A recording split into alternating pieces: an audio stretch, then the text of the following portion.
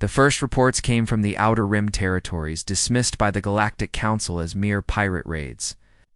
Merchant vessels vanishing without distress signals, mining colonies found empty with equipment still running. Ow. The pattern was too clean, too systematic for random attacks. Captain Rex Martinez stood before the holographic display aboard the UES Defiance, studying the tactical readouts with grim determination. 3 months had passed since humanity declared independence from the Galactic Federation, and the response had been swift and brutal. 12 human colonies reduced to glass. Their populations evacuated just hours before orbital bombardment commenced. The aliens had underestimated human resolve. "Sir, incoming transmission from Admiral Blake," reported Lieutenant Torres from the communications station. The weathered face of Admiral Blake materialized in the center of the bridge. Dark circles under his eyes spoke of sleepless nights coordinating humanity's desperate defense. "Rex, we've received intelligence on the Keth fleet movements. They're massing at the Proxima staging area, preparing for a final push toward Earth." Martinez nodded grimly.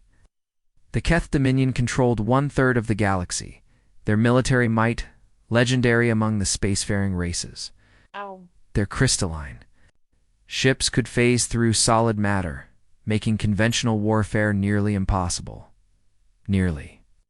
"What's our status on Project Prometheus?" Martinez asked. Blake's expression hardened. "Dr. Smith's team cracked the quantum resonance frequency. We can now track and target phased vessels. But Rex, the cost. We're talking about weaponizing our own jump drives. One miscalculation, and we lose entire star systems." The weight of that decision had kept Blake awake for days. Humanity faced extinction, yet the weapon they developed could potentially tear holes in space-time itself. It was a gamble that could save them or destroy everything they fought to protect. Martinez understood. 3 weeks ago, he'd watched the Keth fleet phase through the defensive platforms around New Geneva like they were made of smoke. The colony's 1 billion inhabitants had 17 minutes to reach evacuation ships before the bombardment began.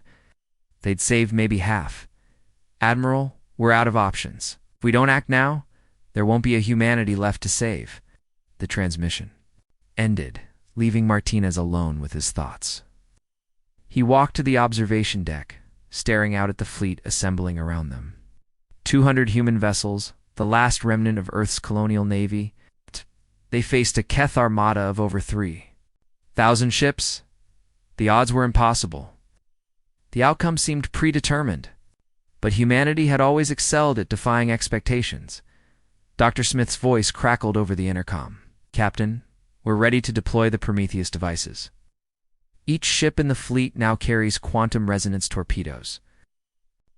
They'll create localized space-time distortions that should disrupt Keth phasing technology." Martinez activated the fleet-wide communications. "All ships, this is Defiance.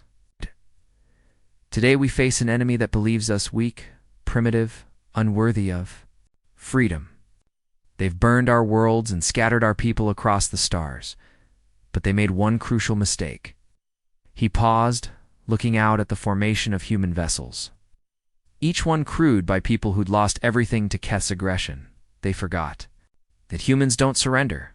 We adapt. We overcome. We endure. Today we show the galaxy what happens when humanity is pushed too far. The Keth fleet emerged from hyperspace in perfect formation, their crystalline hulls shimmering as they prepared to phase. The alien commander, Overlord Thane, had conquered 17 species over his long career. Humans would be number 18, Thane's tactical display showed the pathetic human formation, outnumbered 15-1. He ordered the fleet to phase and engage, expecting another swift victory. The first wave of Keth ships materialized inside the human formation, ready to unleash devastation from within their defensive perimeter. But something was wrong. The humans weren't scattering in panic. Instead, they activated devices that Thane's sensors couldn't identify. Space itself seemed to scream. The quantum resonance torpedoes detonated simultaneously, creating overlapping fields of distorted space-time. Keth ships found themselves partially phased, their hulls existing in multiple dimensions at once.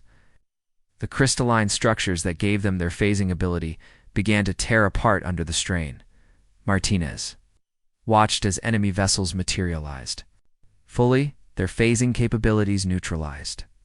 For the first time in Keith military history, their ships were vulnerable to conventional weapons. "All ships fire at will," Martinez commanded. The human fleet opened fire with everything they had. Railguns, plasma cannons, and fusion missiles struck Keth hulls that had never known the touch of enemy weapons. Ships that had seemed invincible moments before began to break apart under the sustained assault. Overlord Thane stared in disbelief as his fleet, the pride of the Keth dominion, was systematically destroyed by the primitive humans.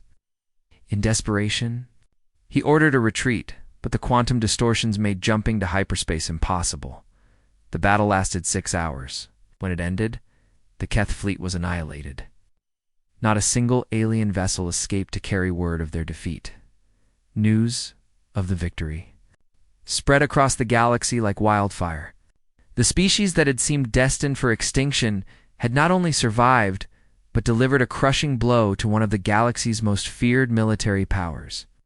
The Battle of Proxima became legend, whispered in alien tongues with a mixture of awe and terror. Humanity had found its place in the galaxy, not through diplomacy or submission, but through the application of human ingenuity and relentless determination. They'd proven that when pushed to the brink, humans didn't break. They innovated. They adapted. They won. And the galaxy would never underestimate them again.